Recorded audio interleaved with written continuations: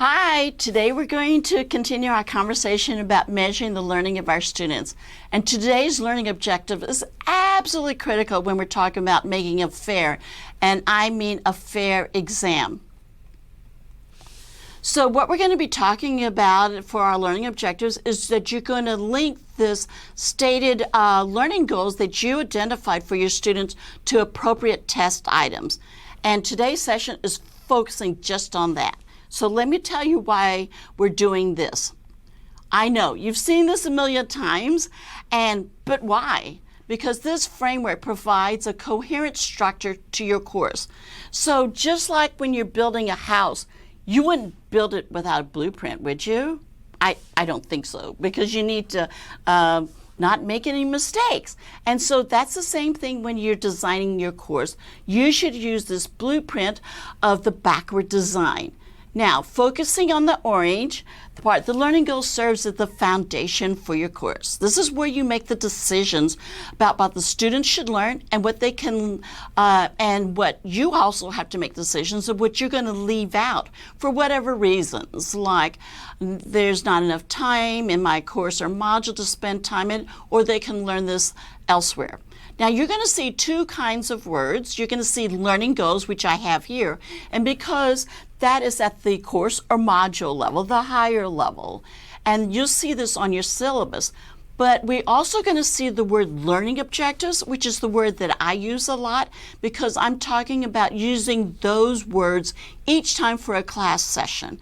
And if you can recall, at the beginning of every video before I start the teaching session, you will see the learning objectives. And that is sort of like a promise to you that if you're able to accomplish all of the activities and the learning that I present during this time that we are together, you will master that learning objectives. And as for this one, you'll know what this is about. Going back again, that we have to link it exactly when it says feedback and assessment. We're talking here in this session focusing just on tests and exams. So when we talk about measuring the learning goals so that we can make fair exams, I want you to look at two statements that you may have on a syllabus on there.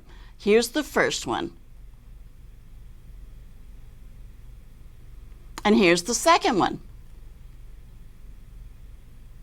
Can you tell me which one is a more effective statement that you could use in your introduction on your syllabus?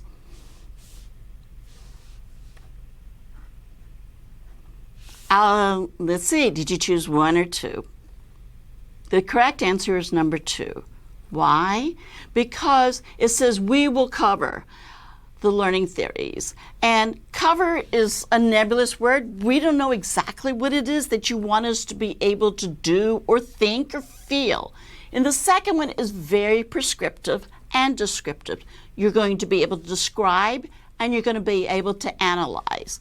Now, some people said, I like the word we at the beginning because it's much more collaborative. That's your choice. You can do that. But in the second one, please use these very action verbs as very prescriptive, descriptive ways of saying that they will accomplish these learning objectives or goals at a course level. Now, the third part is the teaching and learning activities. These are the things that you do in the day-by-day class sessions in order for them to do the final exam. Not final like at the semester, but for the exam or quizzes that you're going to put periodically during your time period of a course or module. And the teaching and learning activities are also very important, that you are very strategic in planning that. And so we talked about some of that in a session called active learning, but I want to reinforce even more important points. 1, making assignments worth grading. Again, refer back to the learning objective. Make sure that the test and assignments both teach and test. That means it's a learning opportunity.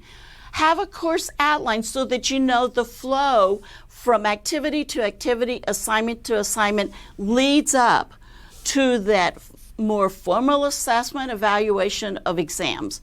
and make sure that they always match the goals and the workload or the emphasis. If it's not worth as much, don't spend as much time on it. Bloom's taxonomy. I know, you know this backwards and forwards. I'm going to add a new twist to it. As a reminder, the top 3 are typically identified as high. The bottom 3 is typically identified as more low level on there. And I'll give you another elaboration. This is in your handout, so you don't have to worry about that. Now, in the second page of the Bloom's taxonomy, you will see on the cognitive dimensions, this is the section on verbs. On the second row, I said, this is wonderful because it gives you questions to tap into the certain level of thinking that you want, or these verbs.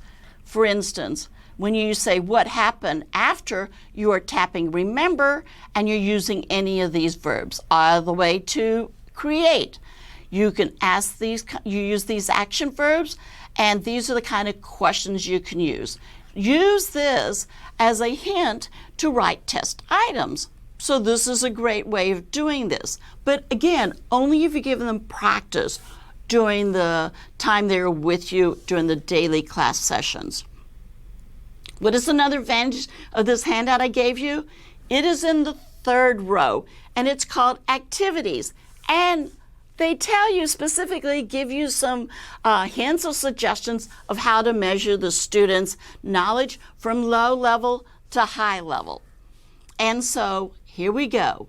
I'm going to give you an activity. Get your piece of paper, and the third objective for today would be link stated learning goals to appropriate test items. I wrote that, I identified it, I thought it was really important for you to master. So go back and look at that third row of the activities on it, and I want you to write an appropriate activity that measures all the way back up to link stated learning goals. Write an activity on there.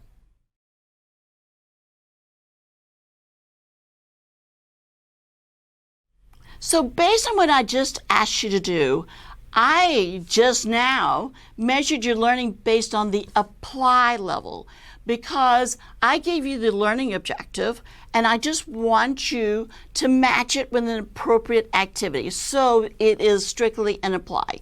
But you could choose whatever way you want. But you can see how I'm matching the learning goal or objective with an activity or an assessment part.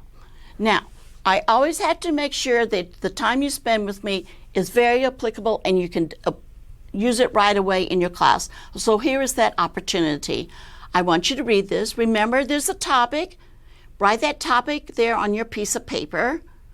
Now, you should always have learning objectives. I want you to write 1 or 2 of them right here.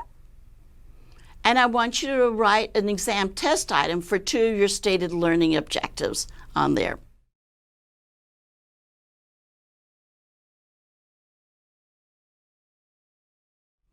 Okay, we just come to the conclusion. We spent a whole session on making sure there's not a disconnect between the learning goals or the objectives that you stated with the way you're going to measure your students. And make sure you go back and you do this and do the topic, the learning objectives, and then you can write the item to match with it. If you're not sure if there's a great direct connection, take it to a peer and say, is it clear that what I'm asking, I'm measuring? I'll see you in a bit.